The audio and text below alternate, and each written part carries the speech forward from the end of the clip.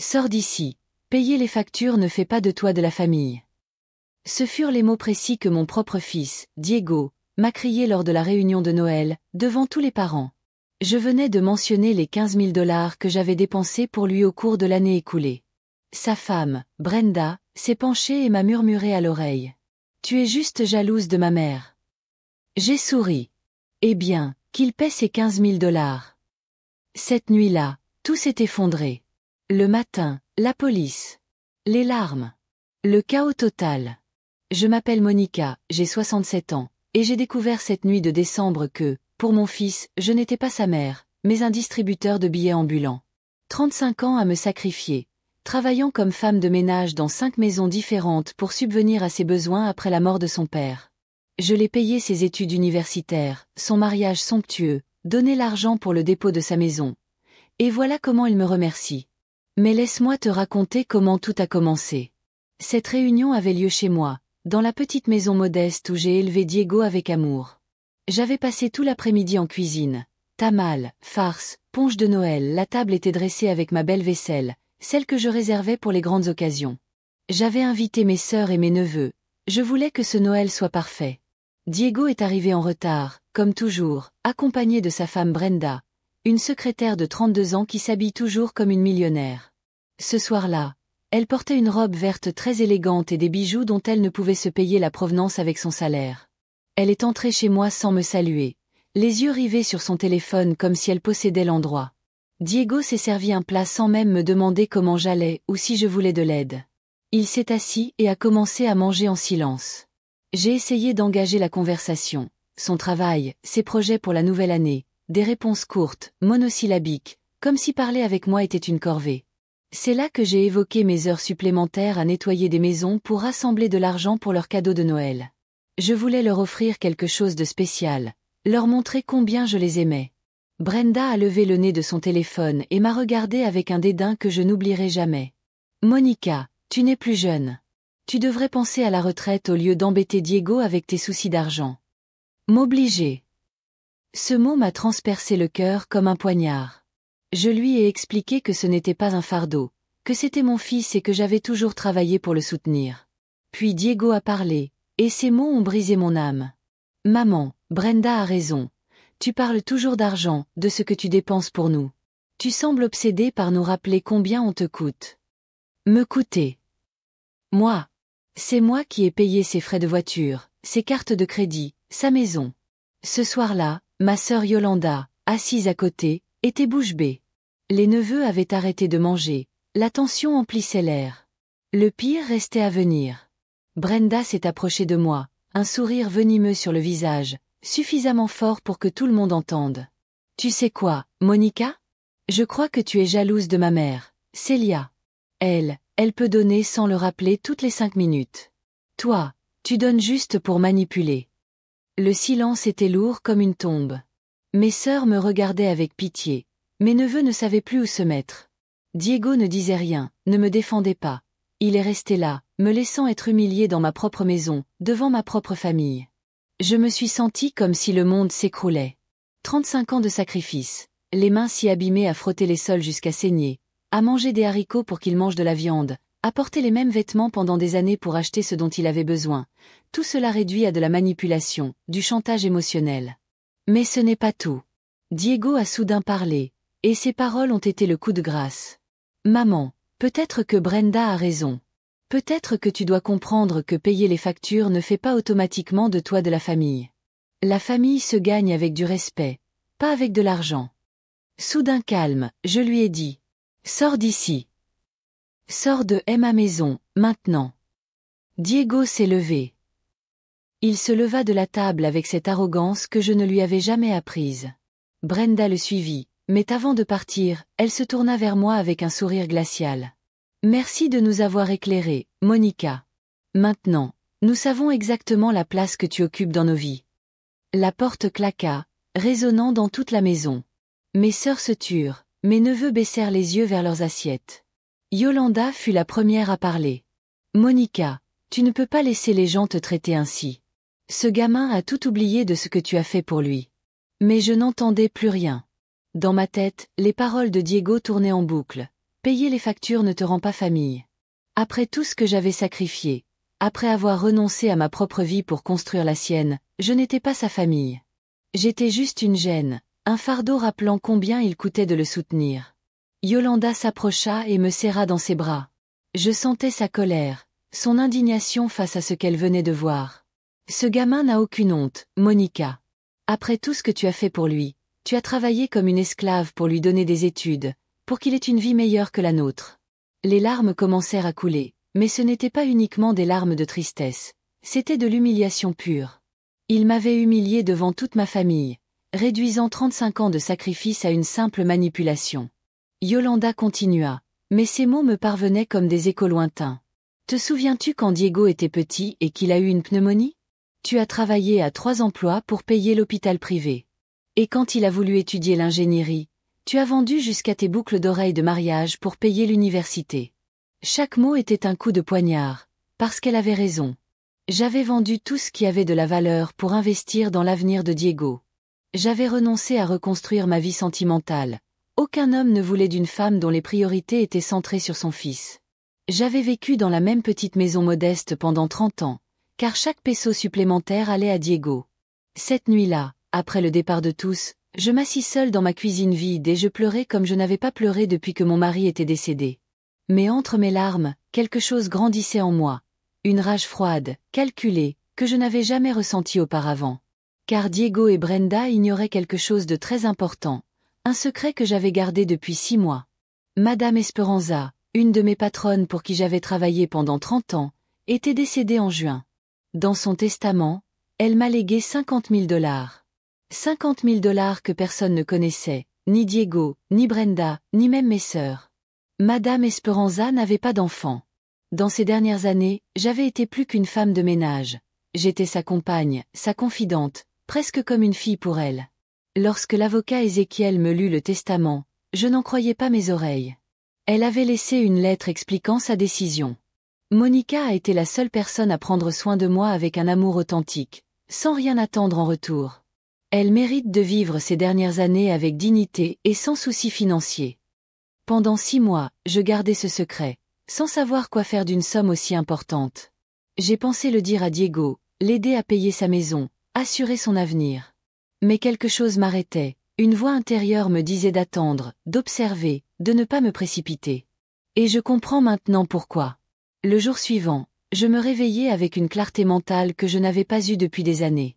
Je m'habillai de mes plus beaux vêtements, cette jupe grise que je réservais aux occasions spéciales, et je sortis de chez moi.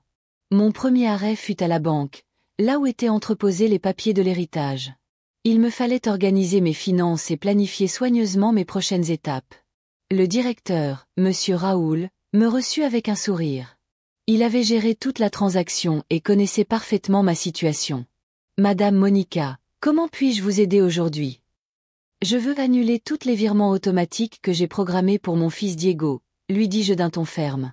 Tous, le paiement de sa maison, de sa voiture, de ses cartes de crédit, tout. Raoul me regarda, surpris. Pendant des années, c'est lui qui avait traité ces virements.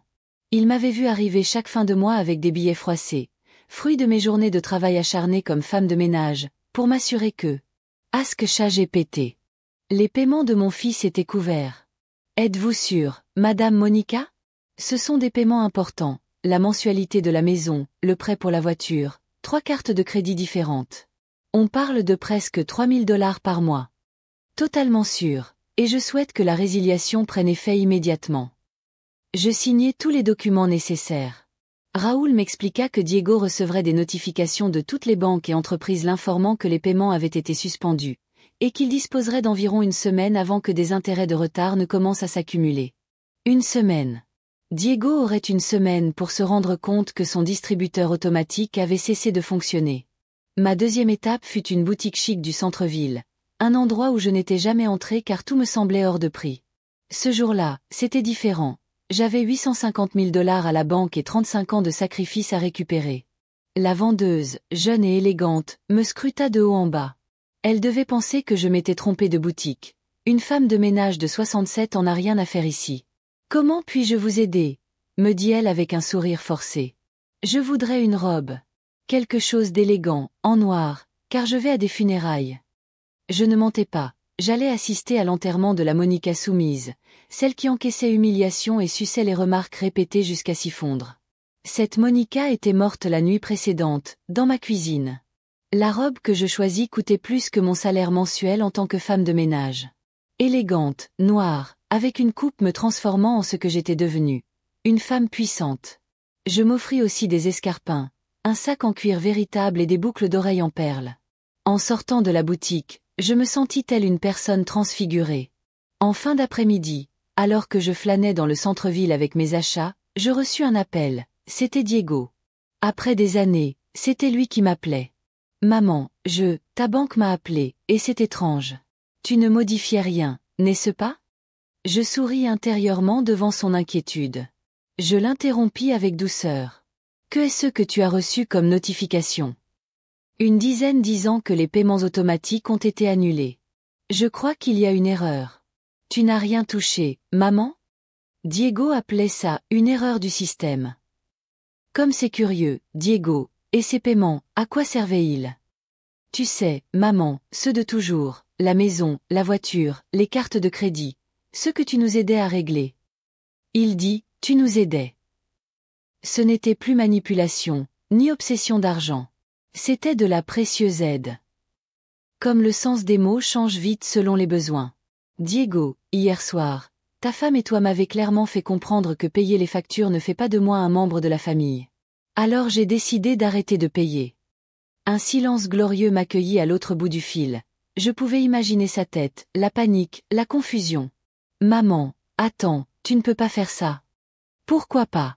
Tu as dit toi-même que payer les factures ne fait pas de moi ta famille. Je ne suis pas responsable des frais d'une personne qui ne me considère pas comme faisant partie de sa vie. Maman, je ne voulais pas dire. Je ne voulais pas dire que tu es un distributeur automatique, que tu es obsédé par l'argent. La voix de Diego se brisait pour la première fois, je le percevais vulnérable, effrayé. Mais il était trop tard pour les remords. Maman, s'il te plaît, on doit en parler. Reviens à la maison, on peut arranger les choses. Non, Diego. Ta maison, c'est ton affaire. Moi, j'ai mes propres projets. Je raccrochai et éteignis mon téléphone. Pendant 35 ans, j'avais été disponible 24 heures sur 24. Cela prenait fin ce jour-là. Ce même après-midi, je pris un taxi et me rendis à l'hôtel le plus luxueux de la ville, El Grand Plaza, un lieu où je n'avais mis les pieds qu'une seule fois, pour y laisser des vêtements propres à une ancienne patronne. Jamais je n'avais imaginé que je serais un jour la cliente. La réceptionniste me regarda, étonnée. Une femme âgée, vêtue simplement, réclamant la suite la plus chère. Mais dès que je présentai ma nouvelle carte bancaire, émise après l'héritage, son attitude changea. Ce sera un plaisir de vous accueillir, Madame Monica. Pour combien de nuits séjournerez-vous? La table avec cette arrogance que je ne lui avais jamais apprise. Brenda le suivit, mais avant de partir, elle se retourna vers moi, un sourire glacial aux lèvres. Merci d'avoir mis les choses au clair, Monica. Maintenant, nous savons exactement la place que tu occupes dans nos vies. La porte claqua, résonnant dans toute la maison. Mes sœurs se turent, mes neveux fixèrent leurs assiettes. Yolanda fut la première à rompre le silence. Monica, tu ne peux pas laisser des gens te traiter ainsi. Ce garçon a tout oublié de ce que tu as fait pour lui. Mais je n'entendais plus rien. Dans ma tête, les paroles de Diego résonnaient en boucle. Payer les factures ne te rend pas famille. Après tout ce que j'avais sacrifié, après avoir renoncé à ma propre vie pour construire la sienne, je n'étais pas famille à ses yeux. J'étais juste une gêne, un poids qui lui rappelait combien il me coûtait de le soutenir. Yolanda s'approcha et me serra contre elle. Je sentais sa colère, sa rage face à ce qu'elle venait de voir. Ce gamin n'a aucune honte, Monica. Après tout ce que tu as fait pour lui, tu as travaillé comme une esclave pour payer ses études, pour qu'il ait une vie meilleure que la nôtre. Les larmes coulaient, mais ce n'était pas seulement des larmes de tristesse, c'était de l'humiliation pure. Il m'avait humilié devant toute ma famille, réduisant 35 ans de sacrifice à de la simple manipulation. Yolanda continua, mais ces mots me parvenaient comme des échos lointains. Te souviens-tu quand Diego était petit et qu'il a attrapé une pneumonie? Tu as fait 3 emplois pour payer l'hôpital privé. Et quand il a voulu étudier l'ingénierie, tu as même vendu les boucles d'oreilles de ton mariage pour payer son université. Chaque mot était un poignard. Elle avait raison. J'avais tout donné pour l'avenir de Diego. J'avais laissé tomber ma vie sauf lui. Aucun homme n'aurait voulu d'une femme dont la priorité était son fils. Je vivais dans la même petite maison modeste depuis 30 ans, chaque peso en plus allant à Diego. Cette nuit-là, après le départ des invités, je m'assis dans ma cuisine vide et je pleurais comme je ne l'avais pas fait depuis la mort de mon mari. Mais entre mes larmes, une rage froide apparaissait, une détermination que je n'avais jamais ressentie. Diego et Brenda ignoraient quelque chose d'important, un secret que je gardais depuis 6 mois. Madame Esperanza, une de mes patronnes pendant 30 ans, est décédée en juin et m'a légué $50 000. $50 000 que personne ne connaissait, pas Diego, ni Brenda, ni même mes sœurs. Madame Esperanza n'avait pas d'enfant. Dans ces dernières années, j'avais été bien plus que sa bonne. J'étais sa compagne, sa confidente, presque comme une fille. Lorsque l'avocat Ézéchiel me lut le testament, je restai bouleversée. Elle avait laissé une lettre expliquant son choix. Monica a été la seule personne à me montrer un amour vrai, sans rien attendre en retour. Elle mérite de passer ses dernières années dans la dignité, sans souci financier. Pendant 6 mois, j'ai gardé ce secret. Que faire de tout cet argent? Aider Diego à payer sa maison? Lui assurer un avenir? Quelque chose me retenait. Une petite voix intérieure me disait d'attendre, d'observer, de ne pas agir trop vite. Je comprenais pourquoi. Le lendemain, je me sentis limpide, comme renaître. Je mis ma plus belle tenue, cette jupe grise que je réservais aux grandes occasions, et sortis. Mon premier arrêt, la banque, avec les papiers de l'héritage. Il fallait organiser mes finances et planifier mes prochaines étapes. Monsieur Raoul, le directeur, me reçut avec un sourire. Il avait géré la succession et connaissait ma situation parfaitement. Madame Monica, que puis-je pour vous aujourd'hui? Je veux annuler tous les virements automatiques que j'ai mis en place pour mon fils Diego, dis-je d'un ton ferme. Tous, son prêt immobilier, sa voiture, ses cartes de crédit, tout. Raoul me regarda, surpris. Pendant des années, il avait traité ses virements. Il m'avait vu venir chaque fin de mois avec des billets froissés de mes journées de ménage pour demander réparation morale pour diffamation et préjudice psychologique. Tout est documenté, entièrement légal, parfaitement justifié. Avez-vous des preuves? Demanda Ézéchiel. Je souris. Ce que Diego et Brenda ignoraient, c'est que depuis plusieurs mois, chaque fois qu'ils étaient chez moi, j'enregistrais nos conversations. J'avais archivé toutes leurs humiliations, leurs mépris, leurs paroles venimeuses sur mon téléphone. Ézéchiel, j'ai plus de preuves que vous ne l'imaginez. Il écouta les enregistrements dans son bureau. Son expression changea complètement en entendant les mots de Diego et Brenda. Surtout la partie où Brenda me chuchotait que j'étais jalouse de sa mère, et Diego déclarant que payer les factures ne me faisait pas partie de la famille. Madame Monica, ceci est largement suffisant pour une action en dommages et intérêts. Ces humiliations ont été publiques, délibérées, causant un préjudice émotionnel. De plus, le fait que vous soyez une personne du 3e âge alourdit considérablement le cas. Je hochai la tête.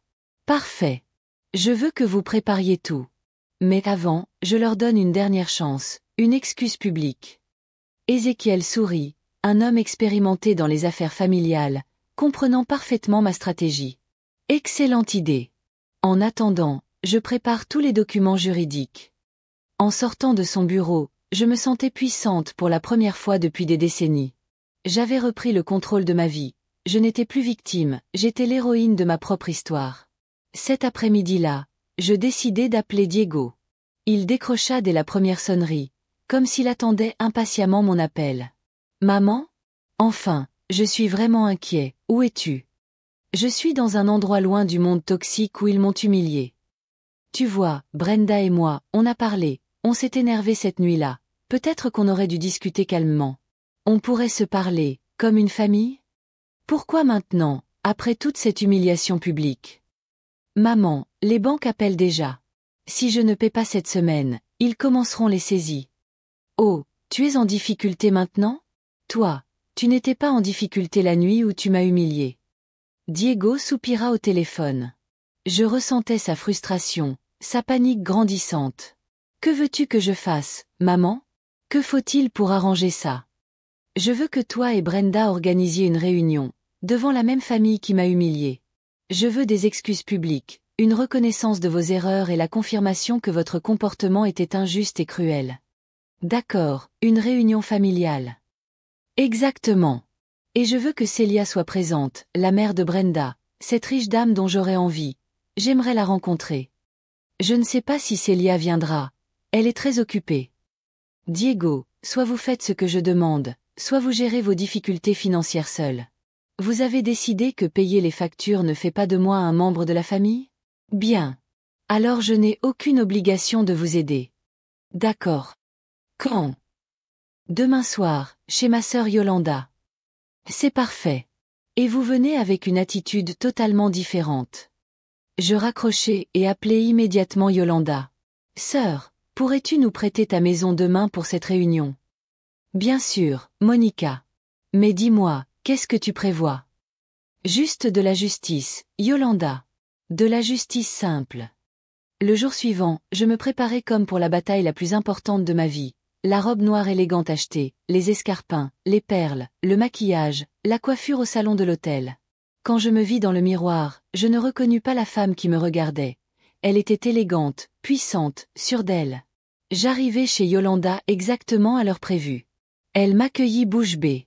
Monica, tu es splendide. Qu'est-ce que tu as fait? Je m'étais enfin retrouvée. Sœur, après 67 ans, je m'étais enfin retrouvée.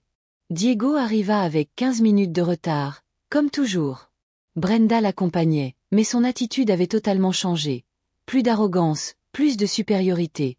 Elle semblait nerveuse, presque effrayée. Derrière eux, une femme que j'imaginais être Célia.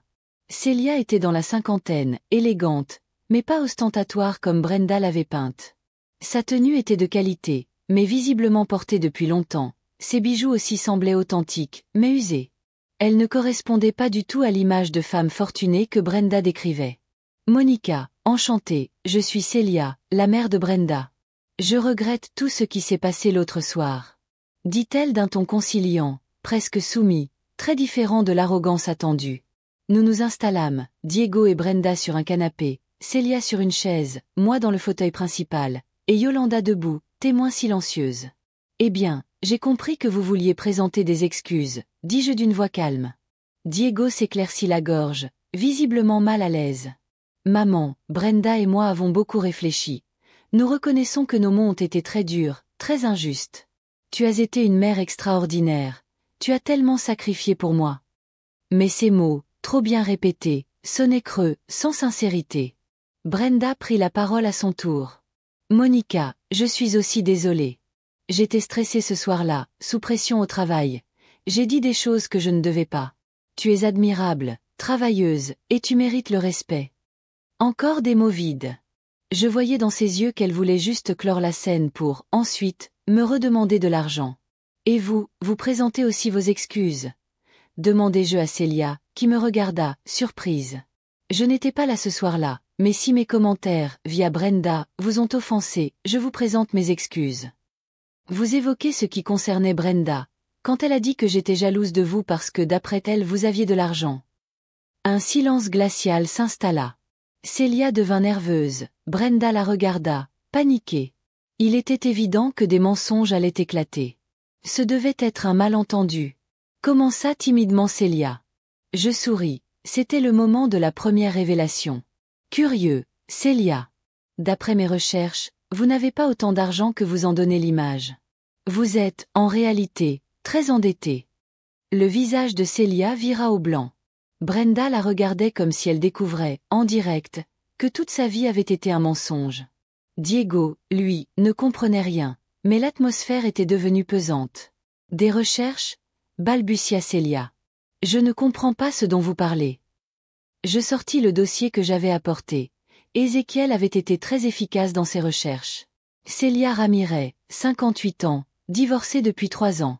Lors du divorce, votre ex-mari a obtenu la majorité des biens, après avoir découvert vos dépenses compulsives et les dettes que vous cachiez. Vous devez actuellement 200 000 $ entre cartes de crédit, prêt personnel et un crédit immobilier en retard. Le silence était si dense qu'on aurait pu le sentir. Brenda regardait sa mère, incapable de parler, les larmes commençant à couler silencieusement alors que la vérité s'effondrait. Je poursuivis. Et en plus, Célia, vous travaillez comme vendeuse dans un grand magasin pour vivre, avec un salaire qui peine à vous permettre de payer votre loyer. Vos bijoux sont des contrefaçons achetés en friperie, Et la voiture que vous conduisez est sur le point d'être saisie. Ça suffit, s'écria Célia, perdant totalement son calme. Vous n'avez pas le droit de dévoiler ma vie comme ça. Vous n'aviez pas le droit non plus de me laisser humilier, en vous servant de votre soi-disant richesse comme excuse. Vous m'avez dit que j'étais jalouse de votre argent alors que vous ne pouviez même pas régler vos dettes. Diego prit la parole, tremblant et confus. Brenda, je ne comprends pas. Tu disais que maman était millionnaire, que vous aviez des propriétés, des investissements. Brenda n'arrivait plus à parler. Les larmes coulaient sur ses joues, et la vérité s'effondrait devant tout le monde. Je continuais à lire les documents, implacable. Célia travaille dans un magasin de vêtements, avec un salaire qui ne suffit même pas pour le loyer. Ses bijoux sont des pièces d'occasion, son véhicule est sur le point d'être saisi. Célia hurla sa colère, complètement hors de contrôle. Vous n'avez aucun droit à exposer ma vie comme ça. Vous n'aviez pas le droit non plus de me permettre d'être humiliée, en justifiant votre arrogance par une richesse fictive. Basée sur des mensonges, comme si tu n'avais pas eu le droit de me faire sentir inférieure parce que je n'avais pas ton supposé argent. Brenda trouva enfin ta voix, mais ce n'était qu'un chuchotement brisé. Maman, pourquoi tu m'as menti? Pourquoi tu m'as fait croire que nous étions riches? Célia s'effondra complètement. Les larmes coulaient sur son visage alors que la vérité éclatait. Parce que je voulais que tu sois fière de moi. Quand ton père m'a quittée, je n'avais plus rien. J'ai perdu la maison, les voitures, tout. Mais je ne voulais pas que tu saches que ta mère était un échec. Le sanglot de Célia emplit la pièce. Brenda la regardait avec horreur et compassion, tandis que Diego tentait de digérer l'ampleur des révélations. Alors quand Brenda m'a dit que j'étais jalouse de ta mère riche, elle défendait en réalité une femme plus endettée que moi. Ironique, non? Diego se tourna vers Brenda, furieux. Tu veux dire qu'on a humilié maman sur des mensonges? Que ta famille riche que tu vantais n'existe pas? Moi, je ne savais rien. Je ne pouvais pas savoir non plus, murmura Brenda. Ma mère m'a menti toute ma vie, mais ça n'excuse rien. Je l'interrompis. Mensonger ou pas, votre mépris était réel, vos humiliations aussi, la douleur que vous m'avez causée est réelle. Je me levai du fauteuil et m'approchai de Diego. Tu sais ce qui est le plus triste? Pendant que vous vous sentiez supérieur, pendant que vous me traitiez comme un fardeau, j'avais 50 000 $ à la banque. Les trois restèrent figés. Diego ouvrit la bouche, mais aucun son ne sortit. Brenda, sous le choc, cessa de pleurer. Célia leva lentement la tête. Qu'est-ce que vous venez de dire? 50 000 $, répéta Diego, incrédule. Un héritage que j'ai reçu il y a 6 mois, de Madame Esperanza, pour qui j'ai travaillé 30 ans. C'était de l'argent que je destinais à ton avenir, Diego. À acheter une maison plus grande pour la famille. Je lui montrai mon relevé bancaire. Ses yeux s'écarquillèrent devant la somme. Impossible, murmura Brenda. Très possible, continuai-je. La femme de ménage que vous méprisiez est plus riche que vous tous réunis. La femme que Brenda a traitée de jalouse n'a peut-être que ce que vous possédez 100 fois. Diego se leva brusquement. Maman, pourquoi ne nous l'as-tu pas dit? Pourquoi l'as-tu gardé secret? Parce que je voulais voir qui vous étiez vraiment, sans argent à me donner. Je voulais voir si vous me respectiez comme personne ou comme distributeur de billets. Ce soir-là, la réponse était claire. Je poursuivis. Quand vous pensiez que j'étais juste une bonne modeste, vous m'avez traité comme de la merde, humiliation, mépris, insulte. Vous m'avez dit que payer vos factures ne me faisait pas partie de la famille. Célia, la voix tremblante. Madame Monica, si j'avais su, je vous aurais traité avec plus de respect. Je vous aurais trompé pour l'argent, mais jamais humilié ainsi. C'est précisément le problème. Le respect ne devrait pas dépendre du montant que l'on a sur son compte. Yolanda, jusque-là silencieuse, intervint.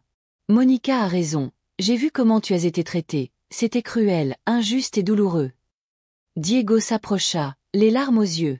Maman, j'ai fait une erreur terrible.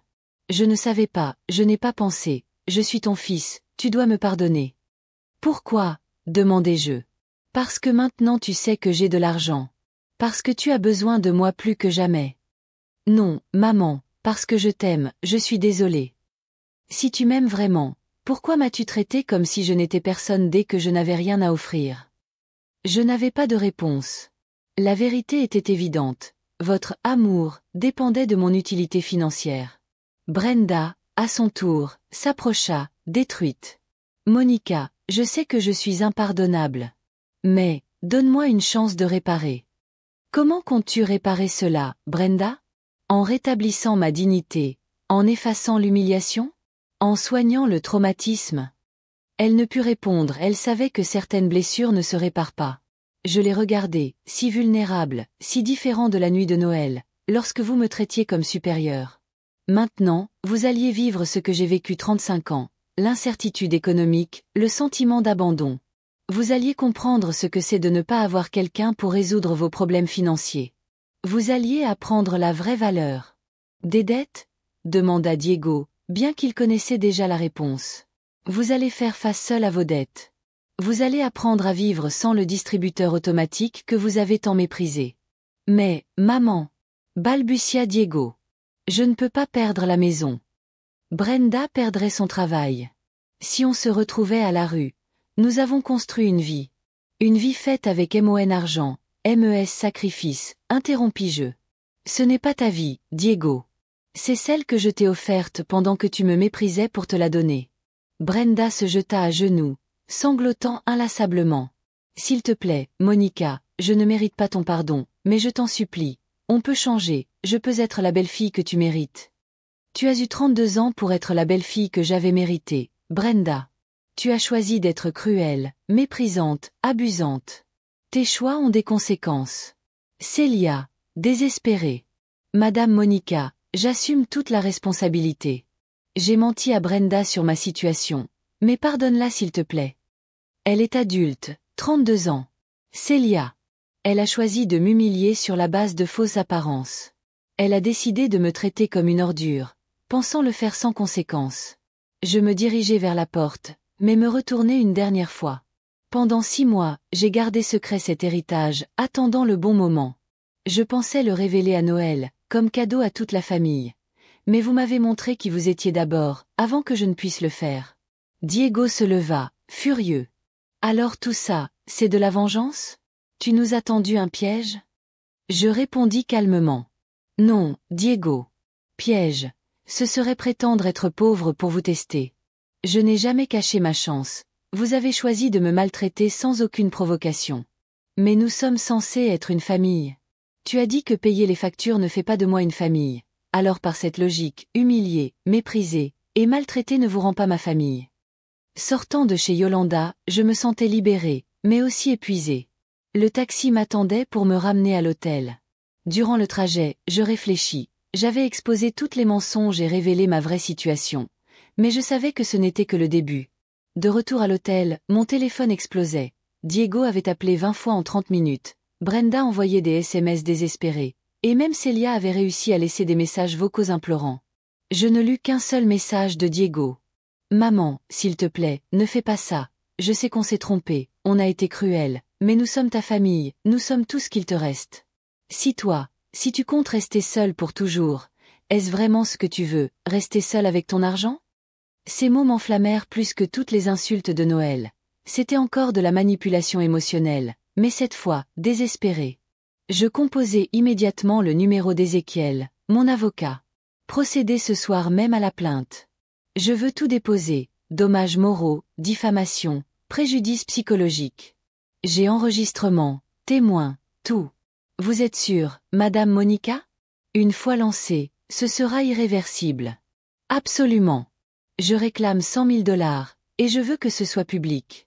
Que toute la ville sache ce que l'on m'a fait. Le lendemain, la plainte faisait le tour du quartier. L'avocat avait alerté un journal local. L'histoire de la femme de ménage millionnaire qui portait plainte contre son fils ingrat se répandit instantanément. Mon téléphone n'arrêtait plus, numéros inconnus, journalistes, voisins curieux.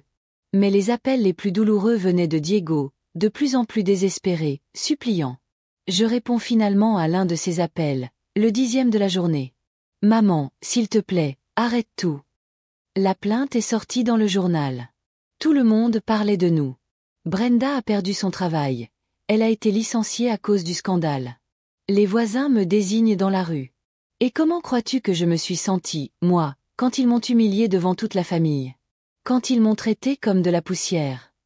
Mais maman, là, c'est trop, d'un côté tu nous as coupé de l'argent, c'est une chose, mais ruiner nos réputations, nos emplois, nos vies. Une chose est de faire une erreur, Diego. Une autre est d'humilier délibérément sa mère pendant des années et de croire qu'il n'y aura aucune conséquence. Ce n'ont pas été des années, maman, juste une nuit. Sérieusement? Tu crois que tout a commencé la nuit de Noël? Combien de fois Brenda m'a-t-elle méprisée? Combien de fois m'as-tu fait sentir un fardeau? Combien de fois avez-vous ignoré mes sentiments? Diego se tut. Il savait que j'avais raison. Le mépris avait été constant, graduel, systématique. La nuit de Noël n'était que la goutte d'eau. Tu acceptes, j'accepte qu'on ait été cruel, oui. Qu'on t'ait blessé, oui. Mais qu'est-ce que tu veux faire maintenant? Nous détruire complètement? Mon plan. Vous apprendre que les actes ont des conséquences, que le respect se mérite, il ne s'achète pas, et que maltraiter quelqu'un, surtout sa mère, ne peut se faire sans en payer le prix. Et après? Quand tout sera perdu, quand on sera à la rue, quand Brenda et moi serons divorcés à cause de la pression, qu'auras-tu gagné? Je vais récupérer ma dignité. Ma paix intérieure de savoir que je n'ai pas laissé qu'on continue à me traiter comme de la merde. Assise sur la terrasse de ma suite, je me remis en question. Qu'est-ce que j'allais réellement gagner avec tout ça? La vengeance allait-elle ramener mes 35 ans de sacrifice? Allait-elle guérir mes blessures émotionnelles? Puis je me suis souvenu du regard de Brenda lorsqu'elle me disait que j'étais jalouse de sa mère, et de la froideur dans les yeux de Diego quand il a déclaré que payer les factures ne faisait pas de moi un membre de la famille. Je me suis rappelé de l'humiliation publique, de leur moquerie cruelle, de leur mépris absolu. Non. Ce n'était pas seulement de la vengeance. C'était de la justice. Poser des limites. Après toute une vie sans en poser, il était temps d'enseigner que même la patience infinie d'une mère peut atteindre un point de rupture. Cette nuit-là, j'ai pris une décision qui changerait toute l'histoire. Je ferais quelque chose que Diego n'attendrait jamais, quelque chose qui frapperait son plus grand orgueil, public. Le lendemain, je me réveillai avec une idée surprenante. Je décide d'organiser une conférence de presse. Oui, je rendrai tout public, mon histoire, mes preuves, les enregistrements. J'appelai Ézéchiel. Docteur, organisez une conférence de presse. Je veux que tout soit dévoilé, publiquement. Vous êtes sûre, Madame Monica? Vous voulez vraiment vous exposer autant? Pendant 67 ans, j'ai vécu dans l'ombre, travaillant en silence, supportant des humiliations privées. Il est temps que le monde sache qui je suis vraiment. La conférence fut fixée au vendredi en fin de journée, dans la grande salle de l'hôtel où je résidais. Ézéchiel contacta des médias locaux et nationaux. Mon histoire, l'employé de maison millionnaire poursuivant son fils ingrat pour abus émotionnels, attisa la curiosité. Diego, lui, s'acharnait à redorer son image. Nouveau profil en ligne, vidéo, histoire de maman vengeresse détruisant la famille à cause d'un malentendu. Ses publications disaient, entre autres, ma mère nous punit à cause d'une dispute familiale normale. Elle nous a coupé tout soutien économique du jour au lendemain, et maintenant elle nous réclame 100 000 $. Est-ce le comportement d'une mère aimante? Les commentaires étaient partagés. Certains le soutenaient, d'autres dénonçaient son image toxique, surtout dès que les rumeurs sur les enregistrements et les faits réels commencèrent à circuler. Ce qui m'a le plus blessé, cependant, c'est de voir que Brenda avait commencé à publier elle aussi sur ses réseaux sociaux. Elle avait posté des photos d'elle en train de pleurer, avec des légendes comme « J'ai perdu mon travail à cause d'un simple malentendu familial. Ma belle-mère a décidé de ruiner nos vies parce que nous avons une dispute. » Où est la compassion chrétienne? La compassion chrétienne. Après m'avoir humiliée en public, elle se mettait à parler de compassion? Le jeudi soir, la veille de ma conférence de presse, Diego fit quelque chose que je n'aurais jamais imaginé. Il lança une live vidéo sur Facebook pour raconter sa version. J'appris ça grâce à ma sœur Yolanda, hystérique. Monica, Diego est en direct. Il dit des horreurs sur toi, que tu es devenue folle à cause de l'argent, que tu es manipulatrice, que tu te venges parce qu'il s'est marié. J'allumai mon ordinateur et accédai à sa vidéo. Plus de 500 personnes regardaient. Diego était dans son salon, Brenda à ses côtés, tous deux jouant les victimes parfaites. Diego disait « Ma mère a reçu un héritage il y a 6 mois et ne nous a rien dit. Ensuite, après une petite dispute familiale à Noël, elle a décidé de nous punir en arrêtant tout son soutien économique. Nous avons perdu la maison, Brenda a perdu son travail, et maintenant elle nous poursuit pour 100 000 $. Le chat en direct débordait de soutien et de critiques. Certains commentaient. Ta mère t'a soutenu pendant des années. Tu devrais être reconnaissant. Une mère ne devrait pas abandonner ses enfants comme ça. Puis Diego fondit en larmes devant la caméra. Je veux juste que ma mère revienne. Je sais qu'on a fait des erreurs, mais elle était tout pour nous. Maintenant elle vit dans un hôtel de luxe pendant qu'on est ruiné. Est-ce juste? Brenda prit la parole, essuyant ses larmes d'un geste dramatique. Monica a toujours été contrôlante avec l'argent. Elle nous rappelait sans cesse combien elle dépensait pour nous. Ce soir-là, elle a explosé, nous a expulsés de chez elle, et suspendu tous ses paiements le lendemain matin. Menteuse! Criai-je à l'écran. Il déformait tout. J'observais que les commentaires tournaient, de plus en plus de soutien pour eux. La « mère cruelle » devenait le personnage central d'un drame. Diego, toujours en direct, déclarait « Nous voulons juste qu'on réconcilie la famille. » Et moi, qui avais subi l'humiliation la plus cruelle, le voilà qui répandait mes actes au plus grand nombre. À cet instant, je pris une décision foudroyante. Je créai un nouveau compte Facebook et entrai dans la diffusion en direct. X réponse immédiate. C'est elle. La mère est là. Ça va chauffer. Diego pâlit au visage, Brenda le regarda, terrifiée. Personne ne savait quoi dire. Diego murmura. Maman. Est-ce que c'est vraiment toi? Oui, c'est moi. Et il est temps que tout le monde entende la vérité sur ce soir de Noël. Maman, je t'en prie, ne fais pas ça, on peut en parler en privé? En privé? Comme la nuit où tu m'as humilié devant tout le monde. Non, Diego. C'est public que tu as décidé de faire ces accusations. Moi aussi je réponds en public. Plus de 100 spectateurs interagissaient. La diffusion était devenue un show. Je commentais. Vous voulez connaître la vérité? Vous voulez entendre l'enregistrement de ce qu'ils m'ont dit cette nuit-là de Noël? Diego se leva, hors de lui. Tu ne peux pas faire ça. Ce sont des conversations privées.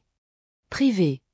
Astérisque astérisque comme cette diffusion publique où tu me diffames devant des milliers de personnes. Non, Diego. Tu es venu ici avec ta version publique. Maintenant écoute la mienne. Brenda, terrifiée, tenta d'intervenir. Monica, s'il te plaît, on a assez souffert, les gens nous jugent déjà. J'ai perdu mon travail, on va perdre la maison. Ah, tu reviens, Monica. Et plus tu parles, plus les standards redeviennent corrects. Les commentaires du live explosaient. Abia jante defendiendum jante attaquandum jante pidiando que reproduira las grabación Diego escribi.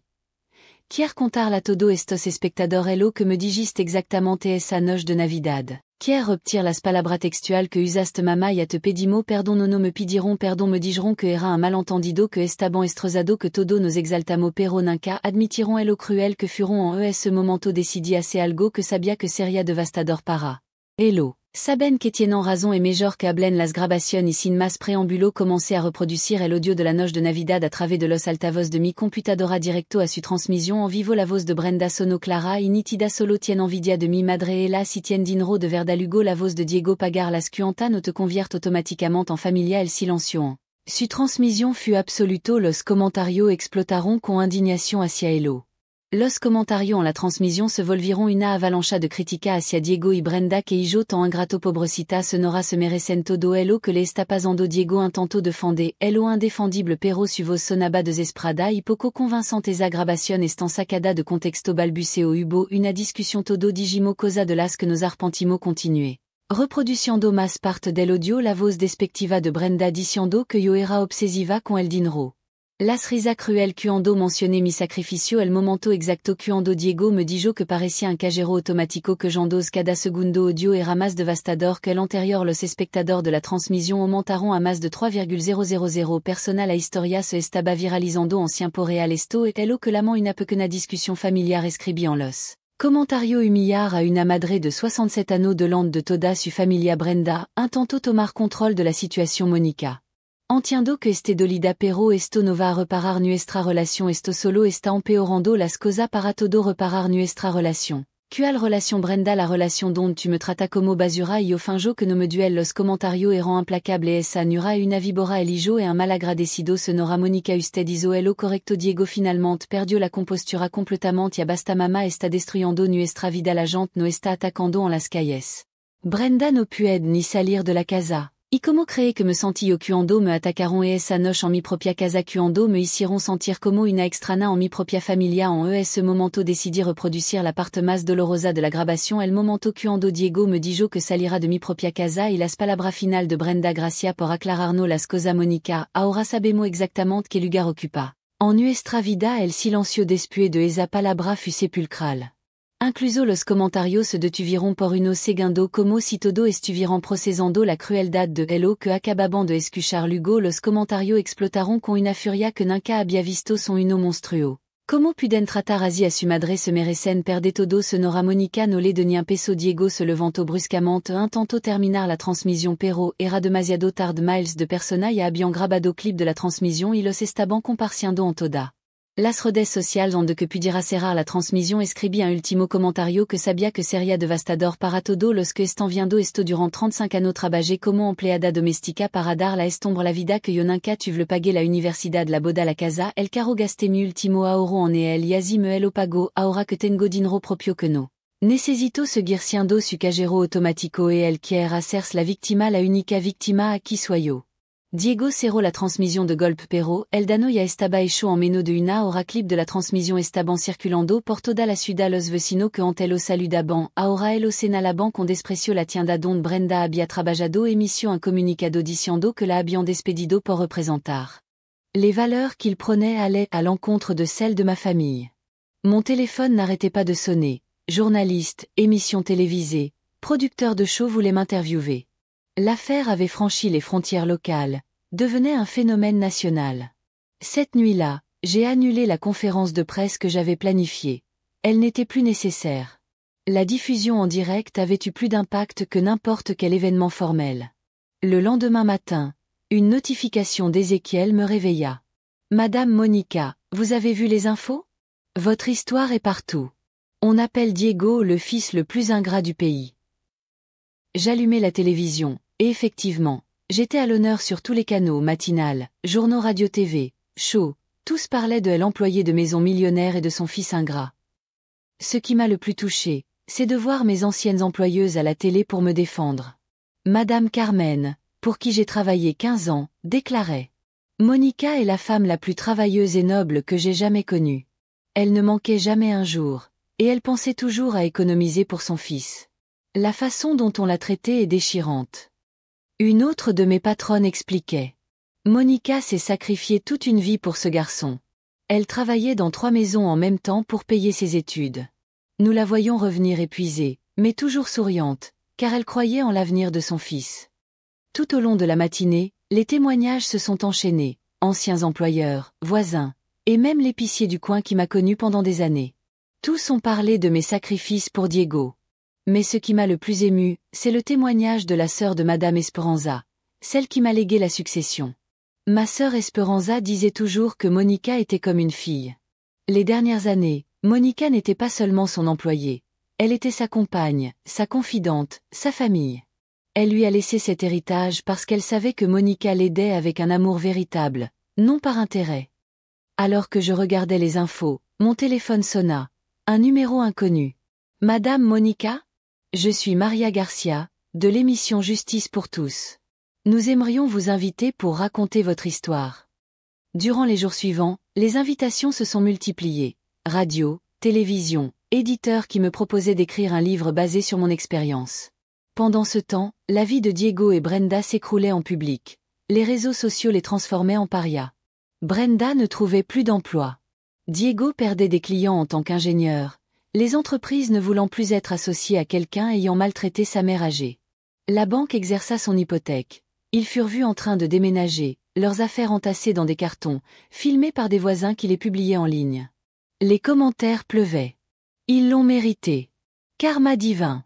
Vais-je enfin savoir ce que c'est de perdre ma propre mère? Une semaine après la diffusion virale, je reçus un appel inattendu. C'était Célia, la mère de Brenda. Madame Monica, je vous en supplie. Ma fille est brisée, Diego est déprimé. Ils vivent dans mon petit studio, dorment par terre. Ne pensez-vous pas qu'ils ont astérisque souffert assez? Après 35 ans de souffrance pour moi? Non, Célia. Ils ont créé cette situation. Ils ont choisi de m'humilier en public. Maintenant, Ils font face aux conséquences. Ils envisagent même le divorce. Brenda dit qu'elle ne supporte plus la pression sociale. C'est ce qu'elle veut, détruire leur mariage. Je ne savais pas ce que je voulais. La vengeance m'avait semblé plus satisfaisante que je ne l'imaginais, mais aussi plus dévastatrice. Voir leur chute publique, malgré tout l'amour que j'avais mis à les élever, me laissait un goût amer. C'était de la justice, mais aussi douloureux. Cette nuit-là, depuis la terrasse de ma suite, je contemplais la ville et réfléchis profondément. La vengeance avait été complète et dévastatrice. En public, Diego et Brenda avaient tout perdu, la maison, le travail, la réputation, la dignité. Mais, quelque chose en moi ne se sentait pas totalement satisfaite. Peut-être parce que, malgré tout, Diego restait mon fils, le même enfant que j'avais porté dans mes bras lorsqu'il avait de la fièvre, celui que je consolais quand il faisait des cauchemars, celui pour qui j'avais tout sacrifié pendant 35 ans. Alors, je me souvenais encore de ces mots exacts. Payer les factures ne fait pas de toi un membre de la famille. Et la satisfaction revenait m'envahir. Le lendemain, Ézéchiel m'appela avec des nouvelles que je n'attendais pas. Madame Monica. Diego souhaite retirer sa défense dans la poursuite. Il est disposé à assumer l'entière responsabilité et à vous payer 100 000 $ pour dommages moraux. 100 000 $. Fis-je, surprise. Il se dit en ruine totale, mais il compte obtenir un prêt, tout vendre, travailler jour et nuit pour rembourser. Il veut juste que tout cesse. L'ironie était parfaite. L'homme qui m'avait traité comme un distributeur automatique était désormais prêt à s'endetter pour me payer. Il avait méprisé mon argent, maintenant il le suppliait avec le sien. Puis Ézéchiel ajouta. Il m'a aussi demandé de vous passer un message personnel. Il comprend si vous ne le pardonnez jamais. Il admet avoir détruit la relation avec la seule personne qu'il aima vraiment. Il ne demande pas votre pardon, il sait qu'il ne le mérite pas, il veut simplement rembourser sa dette et disparaître de votre vie pour toujours. Disparaître pour toujours. Pendant des semaines, j'avais laissé ces mots résonner en moi. Mais maintenant que je les entendais, ils me faisaient plus mal que je ne l'espérais. Cet après-midi-là, je décidai de faire un geste que personne n'attendait. Je pris un taxi jusqu'à l'appartement de Célia, où je savais que Diego et Brenda vivaient. C'était un vieil immeuble dans un quartier que je connaissais bien à mes débuts comme femme de ménage. Je frappai à la porte du 3B. Célia ouvrit, visiblement surprise. « Madame Monica, que faites-vous ici ? » Je suis venue parler à Diego, une dernière fois. Diego apparut derrière Célia. Il avait changé, amaigri, des cernes, les cheveux en bataille. Un homme qui semblait avoir vieilli de 10 ans en 2 semaines. « Maman !» murmura-t-il, la voix brisée. « Je ne m'attendais pas à vous voir. Il faut qu'on parle, seul. » Nous sortîmes sur le petit balcon. Le contraste avec ma suite de luxe était brutal. 2 semaines plus tôt, il vivait dans une belle maison, et moi dans une modeste maison. Aujourd'hui tout s'était inversé. « Comment vas-tu » lui demandai-je, bien que la réponse fût évidente. « Détruit » répondit-il sans filtre. « Complètement détruit. J'ai tout perdu, maman. La maison, le travail, les amis, la réputation. Brenda me quitte, elle ne supporte plus la pression. Tout ça à cause d'une seule soirée de décembre où tu as décidé de m'humilier. Je le sais, et j'en assume la totalité. » Il baissa les yeux. Je ne suis pas là pour demander de la compassion ou du pardon. Je sais que je ne les mérite pas. Son attitude était si différente.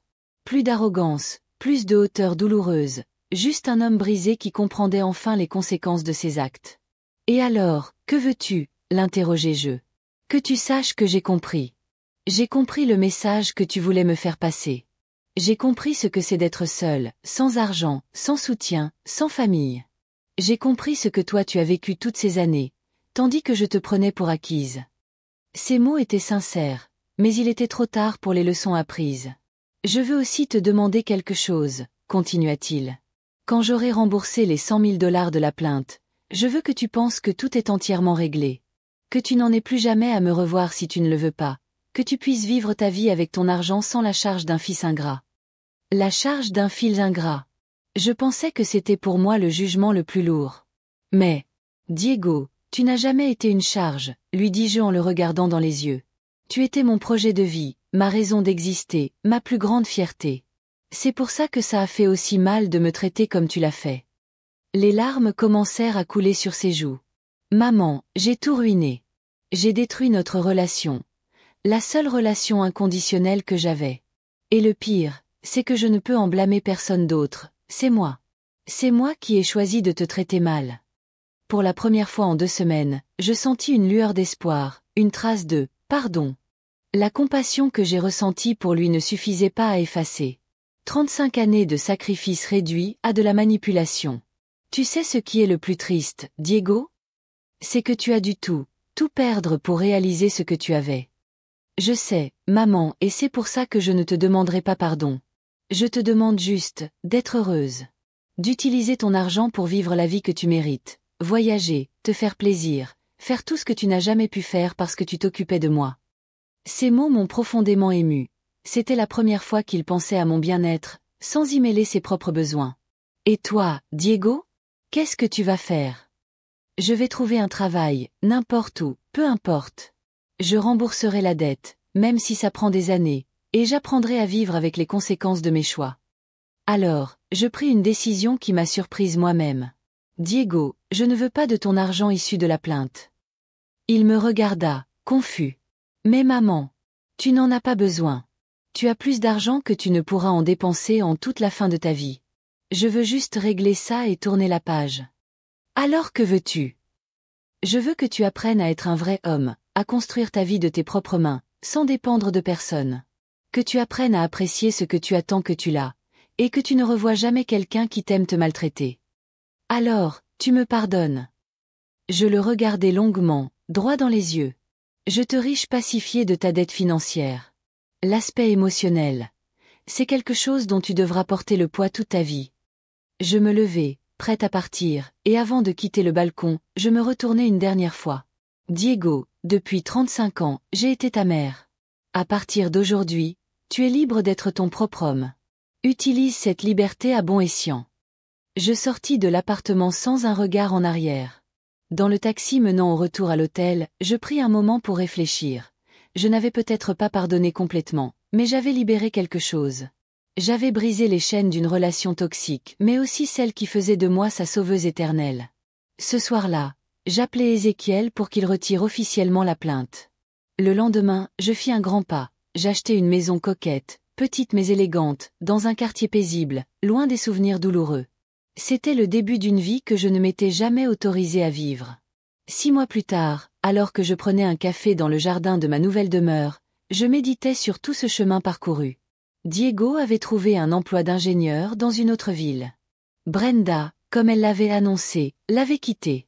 Il reconstruisait sa vie, seul, découvrant enfin la valeur de l'indépendance. Je ne regrette pas de l'avoir élevé. Mais je regrette de ne pas avoir compris plus tôt que la bonté ne doit jamais s'exercer au prix de sa propre destruction. À 67 ans, j'ai enfin réalisé que l'amour de soi n'est pas un égoïsme, c'est la survie.